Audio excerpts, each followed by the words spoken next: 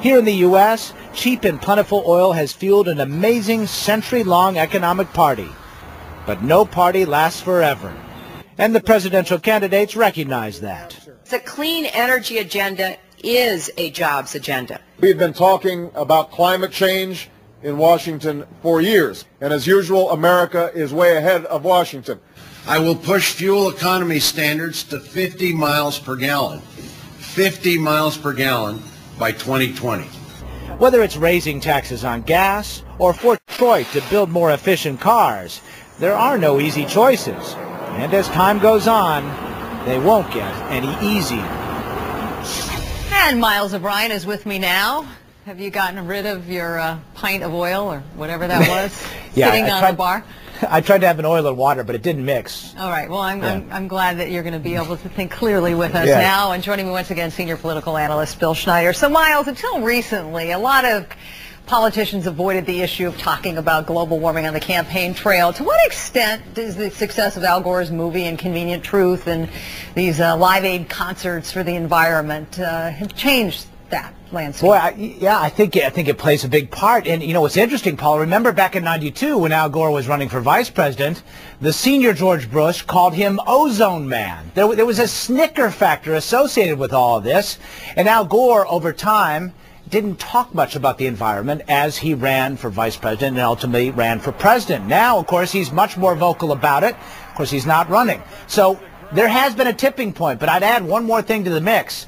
Perhaps a co-star who should also accept the award for that movie would be Hurricane Katrina and that terrible hurricane season. Whether or not there's any scientific proof that links it to global warming, people perceived it as a global warming based problem, and that changed their perceptions and made them much more open to the science.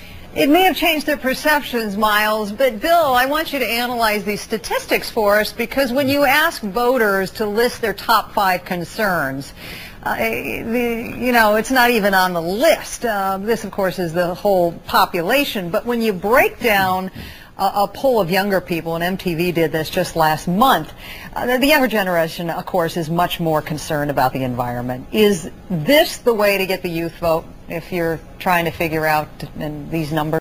Well, it does matter more to younger people. I'm not sure it's their top, as you saw, but it does matter to them. Look, they're going to live longer, alas, yes. And the year 2050, the state of the earth then is very meaningful to younger people. To those of us who are a little older, not so much. Also, a lot of them are better educated, and when you're better educated, you can understand the way in which large and abstract events like global warming can have an impact on your life. And they're less preoccupied with immediate concerns like mortgages, taxes, health care, the education of their kids, so that they can afford often to be more idealistic, and the issue means more to them. Miles, you've talked with a lot of environmental activists. Who do they like among the Democrats right now? Well, you know, they're sort of sitting back right now. It's interesting. If you were to really look at the environmental platform of the candidates, strictly on that basis, Dennis Kucinich stands apart. But the fact is, the environmentalists would like to hitch their wagon to a candidate that has a really strong chance of winning.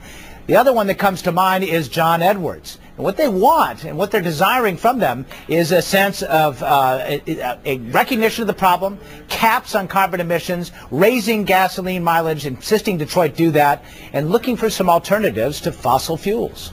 And of course, Al Gore jumped in on the race here. Bill Schneider, I suppose his environmental stances might help him a little.